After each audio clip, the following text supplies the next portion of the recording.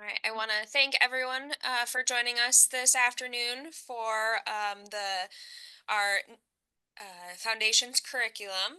We are in for a really exciting lecture today by Dr. Marjorie Makoni, who is an associate professor, neonatologist, and the T&E Hemodynamics program director at Oklahoma Children's Hospital. Her clinical and research interests include chronic pulmonary hypertension, racial disparities in premature babies, genomics, and meta Marjorie's gonna have to help me with that word, of cardiovascular development in premature infants. Just a reminder for everyone, our next lecture will be on November 12th. It's off cycle 1 week. And that is going to be on the topic of chronic pulmonary hypertension and BPD by Dr. Mike Castaldo. We want to thank everyone at Mallinckrodt who have provided an unrestricted educational grant that supports the Neonatal Hemodynamics Foundation's curriculum. As a reminder, this is also now accredited by a self-approved group learning activity with the Royal College of Physicians and Surgeons in Canada. And then finally, a little bit of a plug for another really important and very educational conference that is going to be going on, the Dr. Reagan Giesinger Clinical Cardiopulmonary Physiology for the Care of the Sick Newborn course. That is going to be November 3rd through the 6th, so just a little over a month away. Has some really outstanding speakers already lined up, is a really great conference. We have the QR there, and I think Laura was going to place a link as well in the chat, so please definitely sign up for that. As a reminder, with the structure of our talk today, we will have Marjorie speak first, go through her talk, then have a little bit of some time for Q&A before we then ask our junior faculty and trainees who will join for the for the case conference, and reminder that that will be in a separate link in chat. And I'll remind you all of that at the end. So I'd like to welcome Marjorie. Really excited to hear you talk today. I love whenever you speak to us. So take it away, Marjorie. All right. Thank you very much. I will share my screen. All right, perfect. So I am really excited this afternoon to be talking about acute pulmonary hypertension characterized by persistent fetal circulation. We'll recap pathophysiology, physiologic principles, therapeutic combinations, and lastly, a case in the next session. So acute pulmonary hypertension occurs when there's a failure of the normal decline in pulmonary vascular resistance at or shortly after birth. The hallmark of APH is sustained elevation of pulmonary vascular resistance with labile hypoxemia. This results in elevated pulmonary artery pressure, which may be associated with impaired right ventricular systolic performance or RV dysfunction, RV systolic dysfunction. So very briefly, in the fetal state, the high PVR is maintained throughout gestation by increased vascular tone and muscularized pulmonary arteries that are adapted to a tonic low-energy vasoconstriction state. At birth, lung aeration distends these blood vessels and reduces turbulence by stretching these somewhat kinked blood vessels. The rising pressure of partial pressure of oxygen, rather, and endogenous vasodilators also lower vascular tone. So these pulmonary artery smooth muscles that are organized in these brick-like shapes are elongated into spindle cells, and the vessel lumen enlarges. By 2 weeks, pulmonary arterial muscular thickness decreases markedly, and that contributes to sustained decrease in pulmonary vascular resistance, as you can see right here.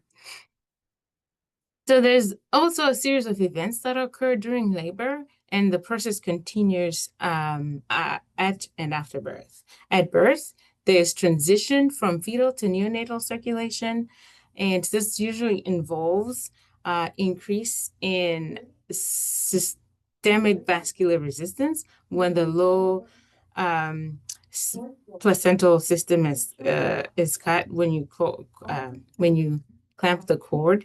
And then you also have a fall in pulmonary vascular resistance. This usually results in 8 to 10-fold increase in pulmonary blood flow, and that enables gas exchange.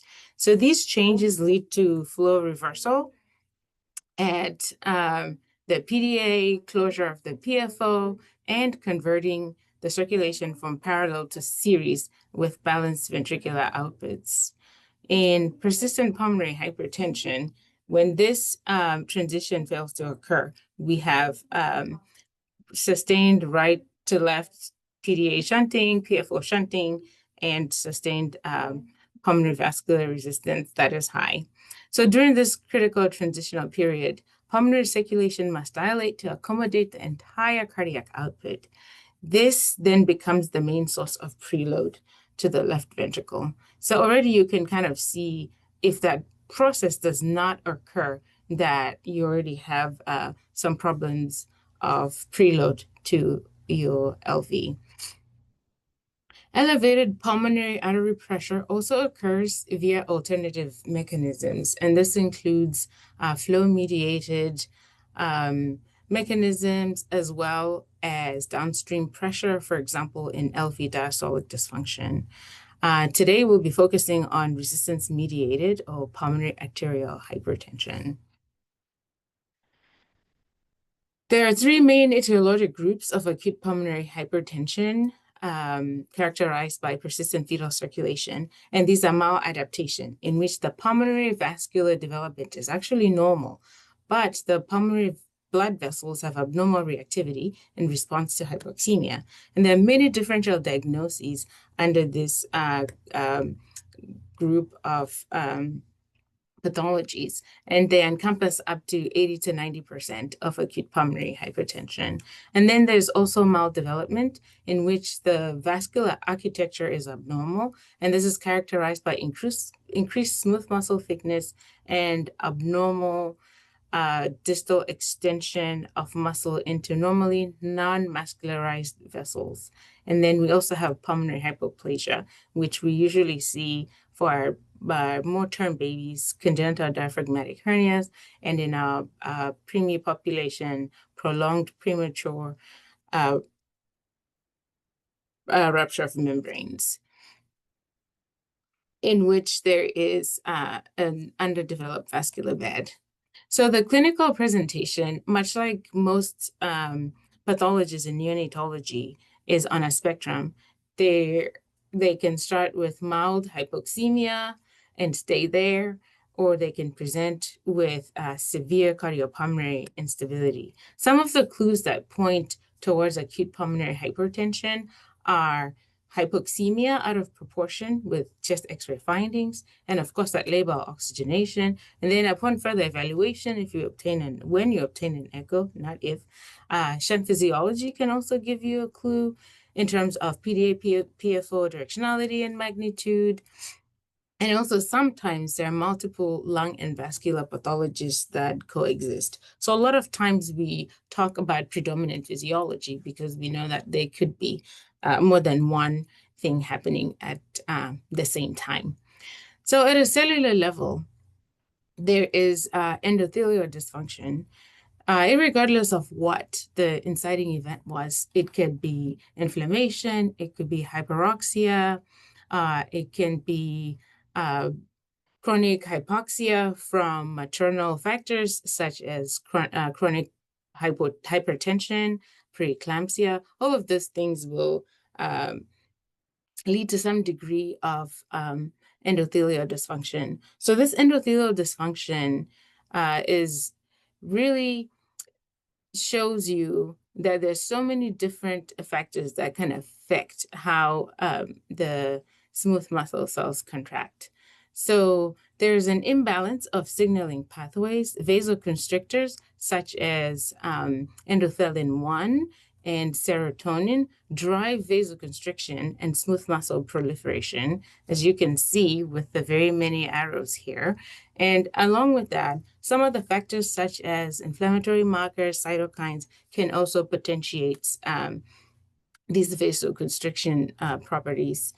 And then vasodilator pathways such as nitric oxide, prostacyclin are blunted, and at the same time, you have growth factors such as IGF, IGFR, and VEGF that are dysregulated, promoting abnormal vascular remodeling and sustaining this high resistance state.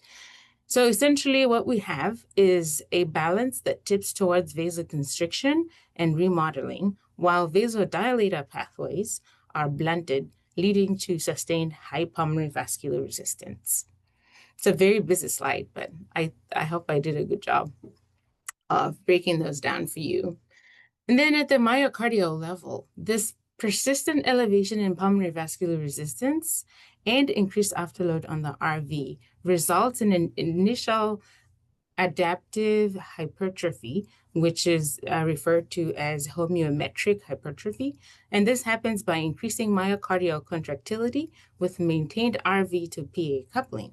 However, so that is this diagram in the middle. However, if this increased afterload on the RV persists, the RV then dilates, damaging the RV contractile apparatus by lengthening the individual sarcomeres beyond the optimal interactive capacity, leading to poor contractility, RV dysfunction, therefore RV to PA uncoupling. And that is referred to as heterotrophic adaptation.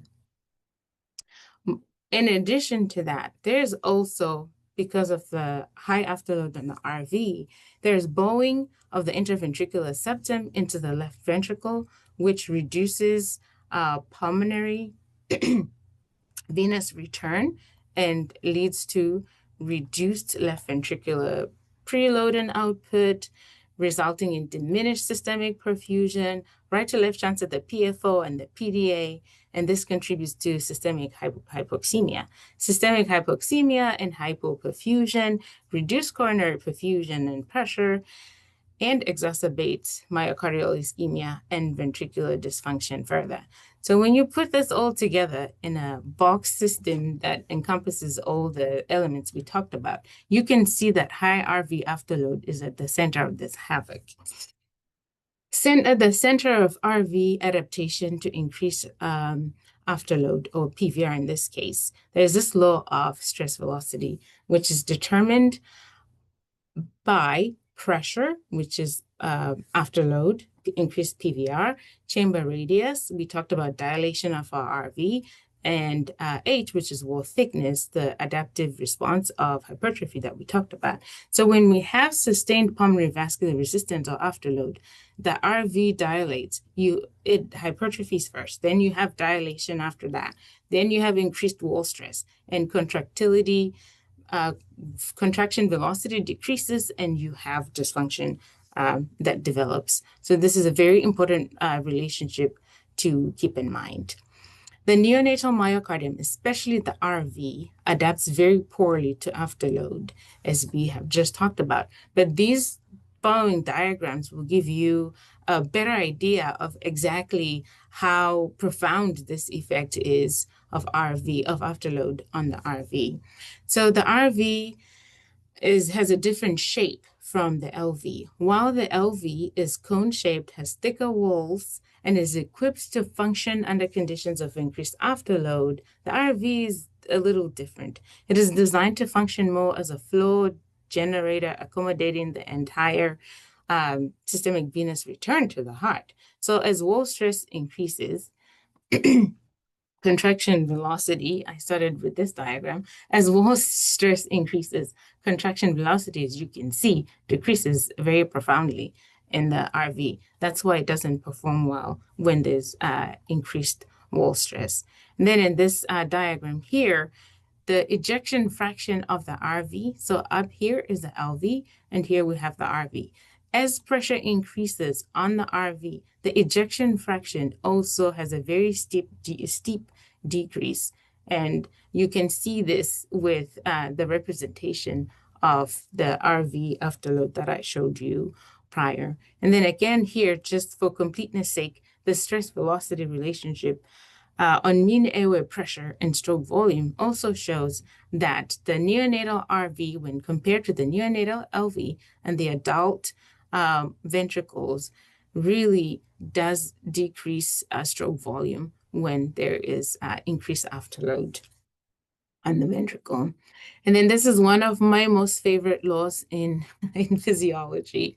So because the RV is uniquely sensitive to afterload, Darcy's law helps explain the physiology in acute pulmonary hypertension, where pulmonary blood flow is determined by pressure gradient. So the pressure gradient is between the mean pulmonary arterial pressure and the left atrial pressure divided by pulmonary vascular resistance or resistance here, which in our case is pulmonary vascular resistance. So when PVR remains high, RV afterload rises, flow decreases or falls, and the RV decompensates despite generating high pressures. So Dawson's law is really provides a conceptual framework to understand that the problem in acute pulmonary hypertension due to persistent fetal circulation, it's not just pressure elevation, but fundamentally it's resistant mediated flow limitation. And this is a very important concept. So cannot talk about acute pulmonary hypertension without paying attention to the alveoli and what is happening there. So in acute pulmonary hypertension, neonates and children usually have some trigger, which is a primary lung injury, whatever etiology it is. The one mechanism that is associated with this is the hypoxic pulmonary vasoconstriction. This is a very important mechanism by which the lungs and pulmonary vascular bed match ventilation and perfusion. So this is where the VQ mismatch would come from. So it is biologically advantageous for well-aerated air spaces to receive the bulk of pulmonary blood flow through local vasodilation mediated by the presence of high partial pressure of intravenous oxygen, what we talked about a few slides ago. And a low partial pressure of oxygen leads to localized vasoconstriction, which diverts blood away from poorly ventilated areas. That's how you end up with VQ mismatch. So if you have a dysregulation in this process, then you have hypoxic alveolar constriction, and that leads to potentiation of pulmonary vascular resistance. All right. So how do we approach evaluating the neonate with acute pulmonary hypertension? So most importantly, remember when they come in, they don't come in saying, oh, I have pulmonary hypertension. They show up and they have some sort of hypoxemia. Usually they present with acute hypoxic respiratory failure, or they have a low oxygen saturation requiring a lot of oxygen, and sometimes they can be hypotensive, requiring other therapies as well. It is important to note that taking a very good prenatal history can often provide clues to the underlying physiology of neonatal cyanosis, which is how most of these babies present. Oligohydramnios due to prolonged rupture of membranes in the second trimester, renal abnormalities, or polyhydramnios, all of those can be associated with lung hypoplasia, leading to hypoxic respiratory failure. So it's very important to tease those out. Whether this baby comes to you right from the delivery room or as a transport from another place, it's still very important to obtain that prenatal and perinatal history, because sometimes it can give you half of the story that you need in order to manage these babies appropriately. Prolonged rupture of membranes can increase the likelihood of developing early onset sepsis, congenital pneumonias. So it's very important to tease that out. History of meconium stained fluids increases the likelihood of meconium aspiration syndrome. Cardiac and respiratory compromise may follow perinatal asphyxia with hypoxic ischemic insult to the myocardium. Knowing about the risk for HIE, also perinatal asphyxia is very important in these patients. So pulse ox can be used to detect neonatal hypoxemia. Usually, a preductal saturation probe should be placed on the right arm and a postductal on one of the feet, because sometimes as there's a normal variant where the left arm can also have uh, preductal blood supply. So it's best to put your postductal pulse ox on one of the legs if it is possible at all. So respiratory distress is characterized is a characteristic of pulmonary lung parenchymal disease, which may occur on its own or with concurrent pulmonary hypertension. So usually, sometimes, uh, these babies present with cyanosis. They present requiring hefty, moderate to really high ventilator settings. May not necessarily be acute pulmonary hypertension. So that's also good to keep in mind. Hypoxia out of proportion to the magnitude of respiratory distress should raise concern for disordered pulmonary blood flow, high preductal oxygen saturation in the feet.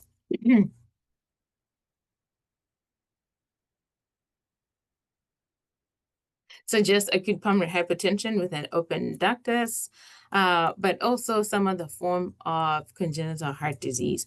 But it's always important to keep in mind that even if you have a patient who lacks the pre and post ductal saturation difference, that does not exclude a diagnosis of acute pulmonary hypertension.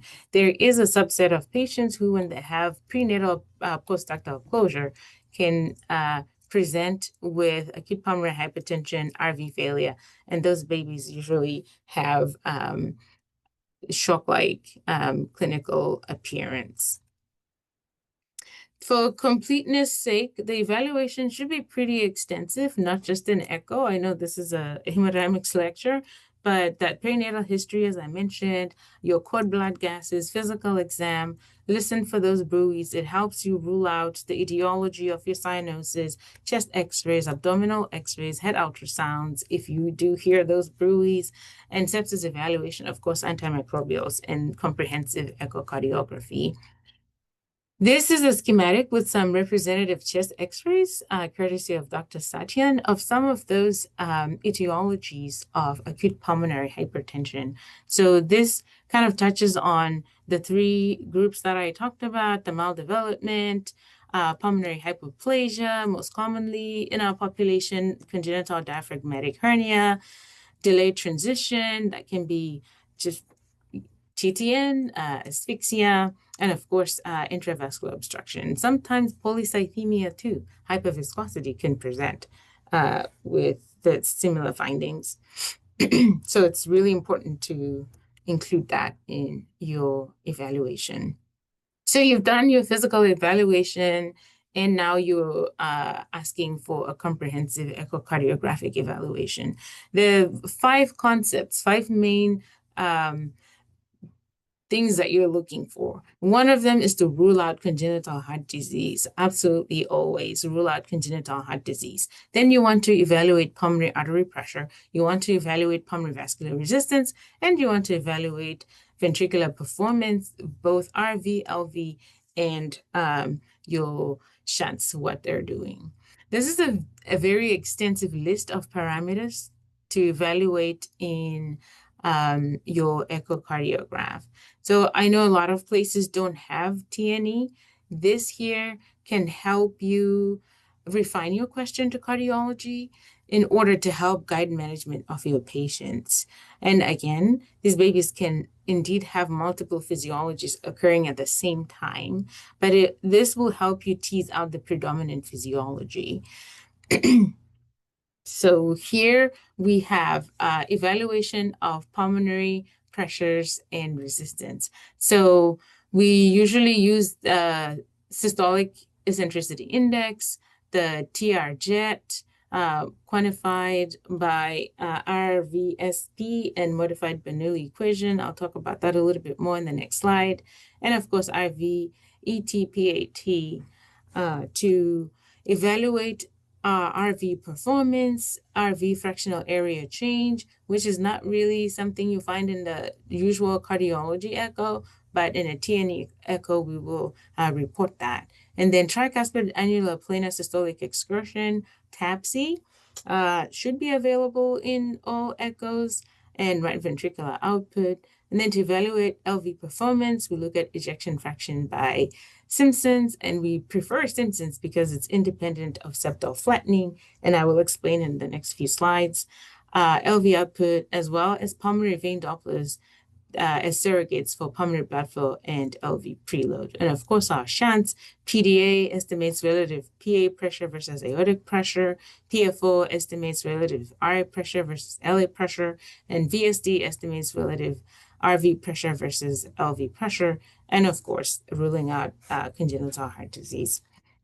So pulmonary artery pressure, common measurements again, TR, systolic eccentricity index, and TR is usually not reliable in the presence of RV failure or RVOT obstruction. So when you read that, when you get that cardiology echo, and you're looking through all the words and all the numbers, it's very important to keep in mind that we should be using more than one parameter, and we should be mindful of all the different components of that evaluation.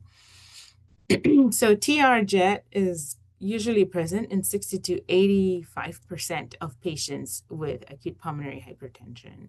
And this can be obtained through so very many different views. So there's 4 options. In one of these, you should be able to obtain TR-JET only if it's there. Sometimes it's incomplete or it's not present, and that's okay. So we move on to LV eccentricity index, where we look at the relative shape or displacement of the intraventricular septum. This is the RV here. This is the LV. So it would be this measurement right there. And I'll show you here in the next slide. So if you have a systolic eccentricity index around 1, usually means you have no or mild pulmonary hypertension and your septum is round. If you have SEI that is greater than 1, specifically greater than 1.3, you have a D-shaped LV.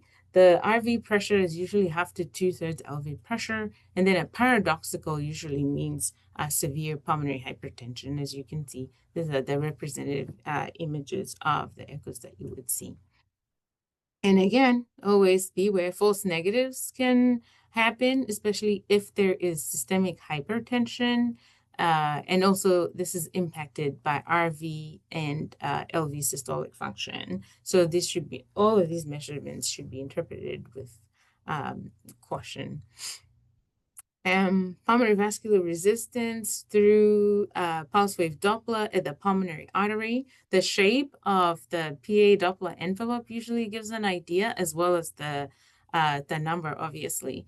Isosceles triangle, usually associated with no mild pulmonary hypertension, and acute angled or right angled triangle usually signifies high PVRI, which is greater than 4. And then if you have notching, that usually means suprasystemic or severe pulmonary hypertension.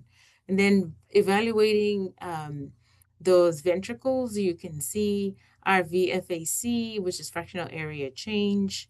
And here you can see, you can get a TAPSE on the RV free wall, and that'll give you the TAPSE, which is a distance measure, the upward or downward displacement of the tricuspid annulus, tricuspid valve annulus. And then, of course, shunt directionality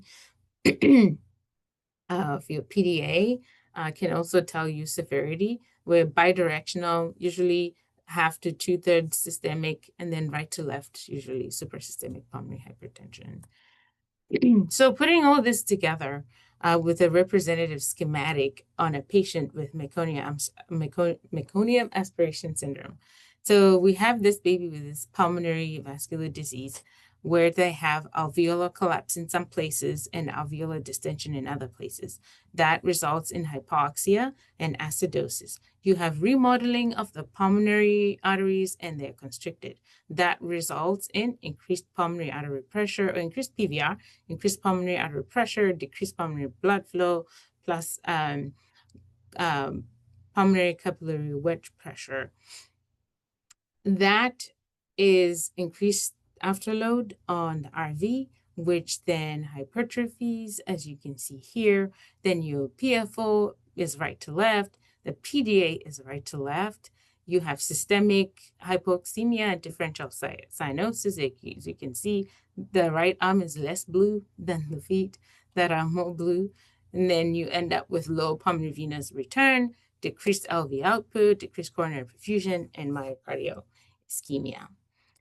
So the goals for therapy are to address the problem of pulmonary blood flow. And to achieve that, we optimize lung recruitment in a very disease-specific manner. For babies with RDS, we can use surfactant. And we also employ targeted effective pulmonary vasodilation. And first line is usually INO. We use those strategies to improve pulmonary blood flow. If we need inotropy to improve ventricular function, then we very disease specifically, physiology specifically, choose the inotropes that are needed. If we need vasopressors, we need vasopressors that are more physiologically friendly or optimal for the patient, and that will help us improve oxygenation, blood pressure, and coronary perfusion, as well as systemic perfusion. So our goals for therapy are in conjunction with supportive therapies that are not limited to just the ventilation, inotropes, lung things, but also should include your electrolytes, your calcium, don't forget those, and sedation, quiet environment, and of course, other therapies such as corticosteroids that are needed. In our quest to optimize the lung condition, we should be mindful that in instances of low lung volume, we can have alveolar hypoxia, hypoxic pulmonary vasoconstriction, and high PVR.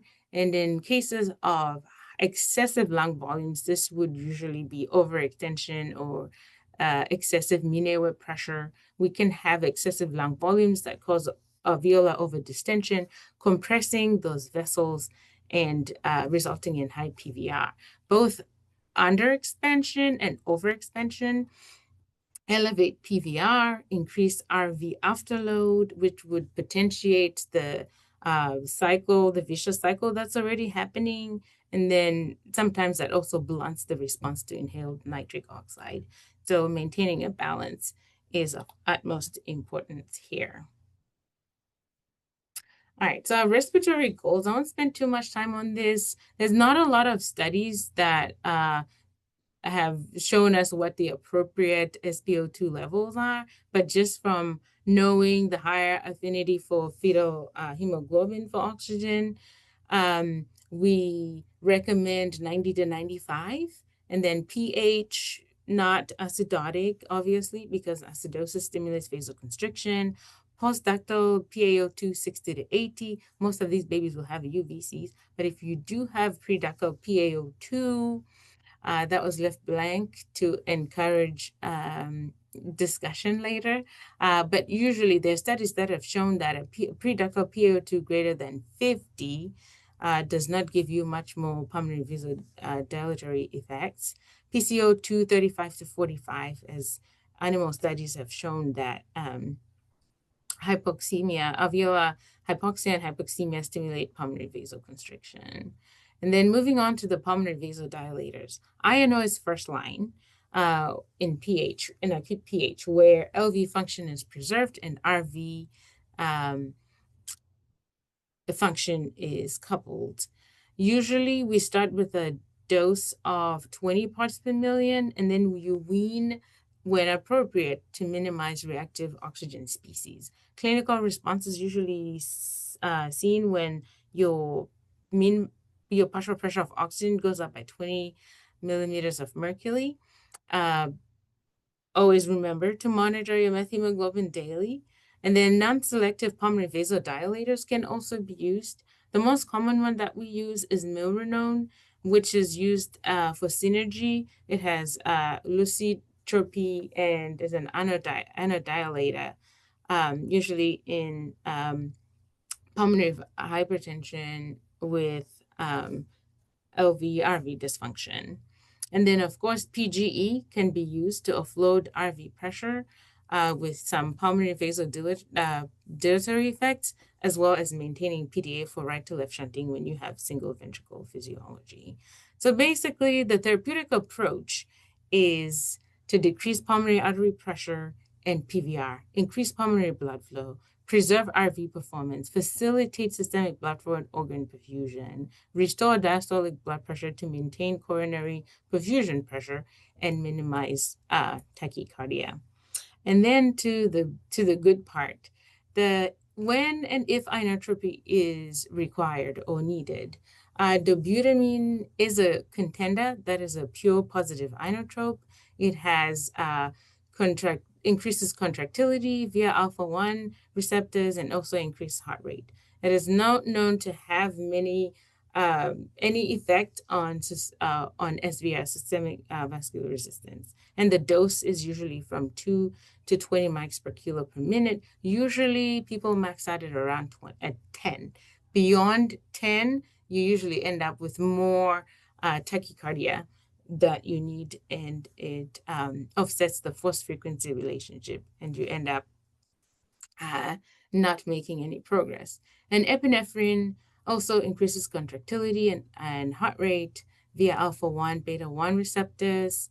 At low dose, it has zero, no effect on SVR, but more, and at high doses, it has more vasoconstriction effects.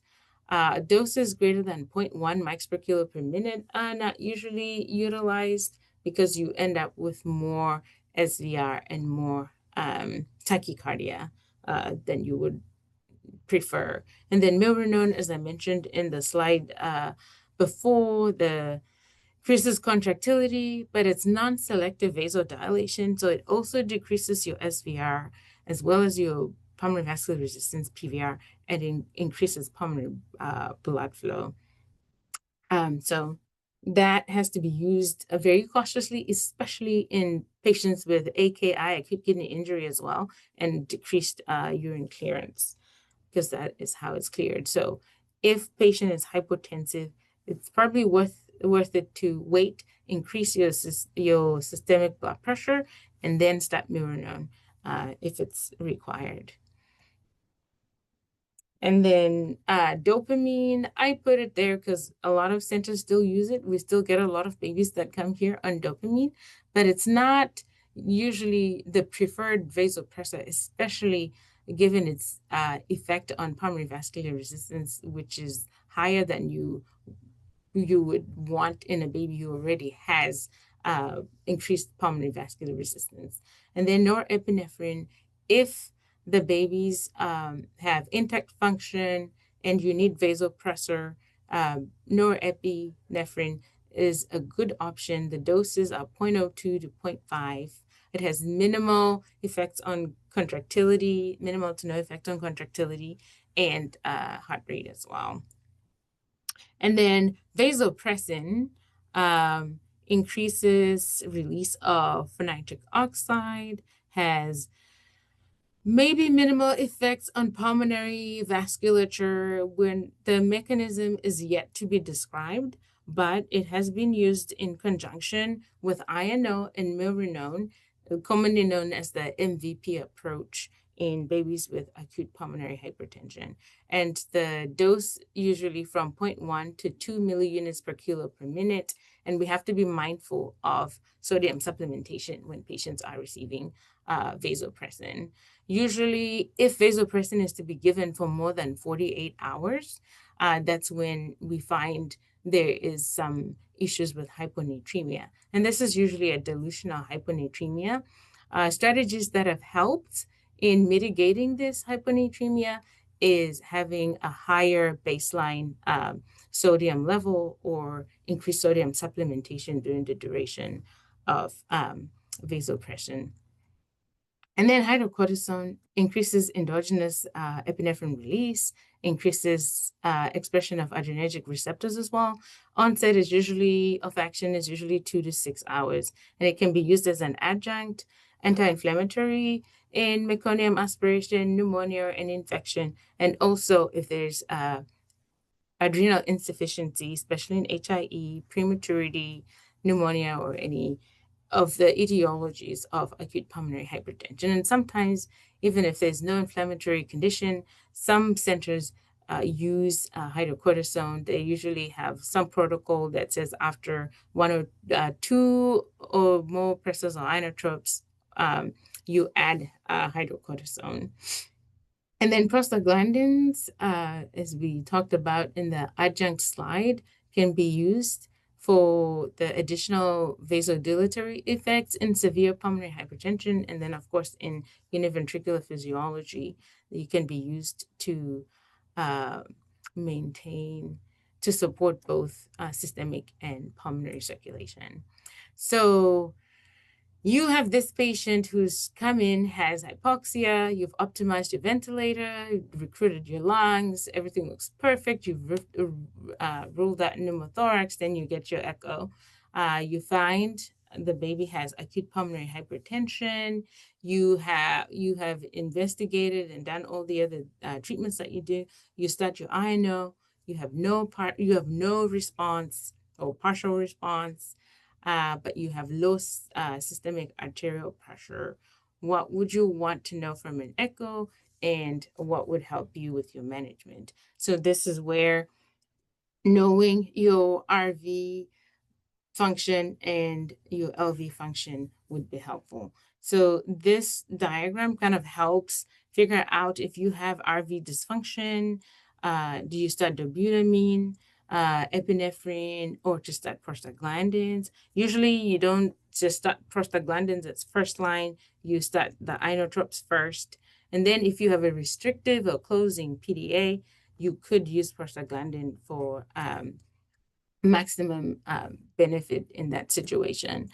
And then if your RV performance is normal, then that's where you would look to using vasopressin, norepinephrine, and hydrocortisone as well. So this is just kind of a systematic approach to how you would. And then I can stress enough the importance of serial reevaluation. Whether you have TN echo or cardiology echo, you can always follow up on your echo to see or gauge response to the therapies that you have started. Sometimes if the baby's not responding, it's not that you did the wrong thing or you did not do the appropriate thing. Sometimes you just need to increase, adjust, or add an adjunct to optimize therapy for your patient. So the fundamental principles of combination therapies are targeting multiple pathways, balancing pulmonary and systemic effects. You don't want to decrease your PVR so much that you also decrease your systemic vascular resistance. So you have to strike a balance between those two. And it's absolutely important to preserve your systolic blood pressure and your diastolic blood pressure to maintain coronary perfusion. Inotropes and vasopressors are usually needed alongside with those vasodilators to support RV function and systemic perfusion. And then, of course, always remember synergy and not redundancy. You can use the two different vasodilators from two different pathways to for an additive effect by targeting those pathways in that example that I gave there.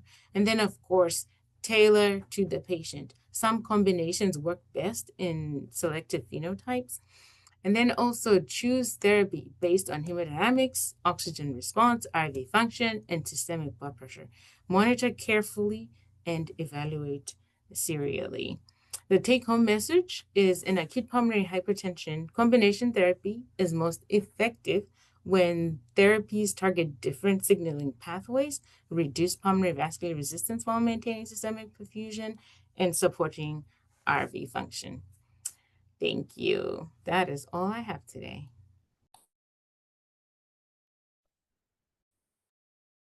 Thank you, Marjorie. Sorry, I was struggling to get my audio back on.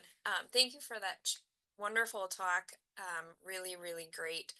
I'll remind our attendees if there's any questions to go ahead and put them in the Q&A. We'll have a few minutes from the general audience for Q&A before we switch over to just the small group session.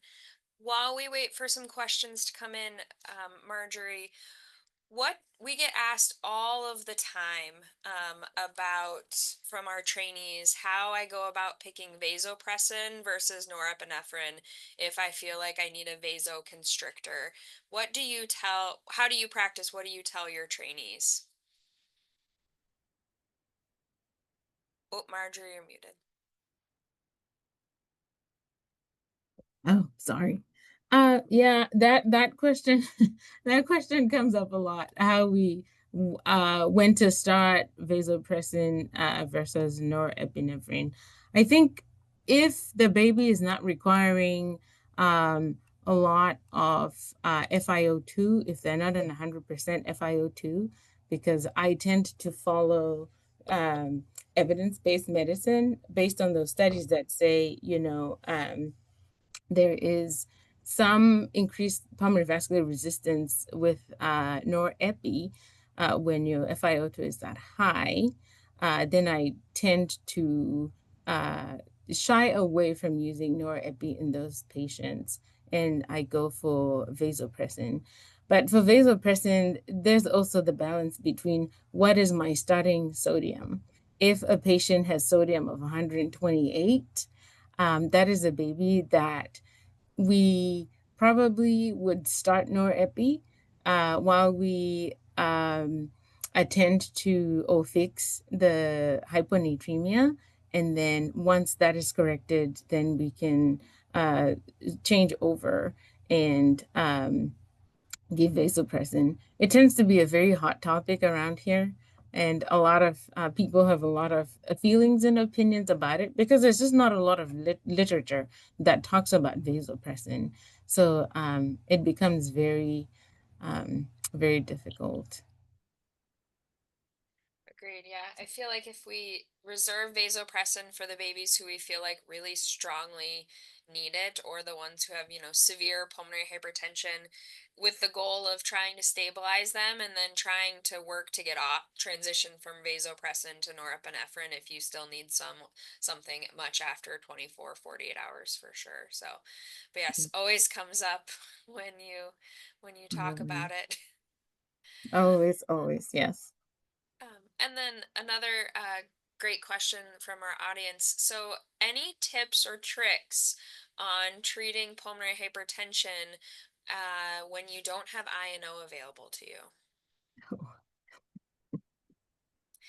Even for those centers who, even for our trainees, maybe the baby's out on transport and you didn't realize they were as sick as they are. You didn't send nitric, or for the centers who are working to stabilize the baby without INO present.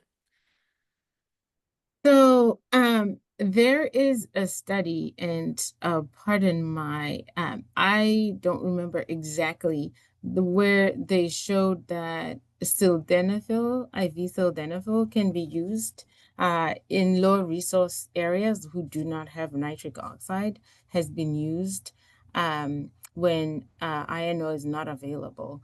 But the non-specific nature of vasodilatory nature of sildenafil makes it a little challenging because when you run into systemic hypotension, then you're going to want to start using pressors, and those pressors are going to increase your pulmonary vascular resistance. And then you end up in this vicious cycle where your baby is just stuck in one place. I probably would recommend, if there is another place the baby can be sent where they have INO, that would be a good option. But if you don't, then obviously, and there are other pulmonary vasodilators as well. We used to have iloprost. I don't think they make that anymore, but there's also epoprostenol that can be utilized in places where INO is not available. Um, And then depending on, I talked about the other lung disease-specific lung therapies such as surfactant. We can use that when, of course, you've made sure that your LV is functioning appropriately and that it fits that patient to use that. And then if you have milrinone and you don't have INO, it has some degree of pulmonary vasodilatory effects as well as vasopressin. So it just becomes a balance of what is your baby needing and what do you have available to you? How far is the next place that where you can send the baby? But there are other pulmonary vasodilators that you can use. Then others such as bosentan that I didn't even talk about, they are available, but we don't usually use those in the acute setting. Those are usually for the more chronic type of pulmonary vasodilation. And then, of course, PGE also has some vasodilatory effects that we can utilize prostaglandins or alprostadil for the people who use that nomenclature. So there are definitely other things that we can do. I know it's just first line because it's very selective. You're sending it exactly where it's needed. It's going into the lungs as long as you optimize the lung condition. So with INO, you might find faster recovery of your patient. And then with all the other adjunct therapies, since they are non-selective, you might find yourself in a bit of a struggle. I Fortunately, I have not been in that situation where there was no INO for to know exactly how this might play out if you actually don't have INO. But I think that with careful titration of all those other different pulmonary vasodilators, you could probably achieve. And then, of course, I can imagine if you do not have availability of INO, would you have ECMO available? Because that might be something that your patient ends up needing extracorporeal membrane oxygenation for for treatment of ECMO, which, sometimes happens if you reach maximum therapy and your baby does not respond, then you end up going that way. So if that's an option, then that is available, then we utilize that as well.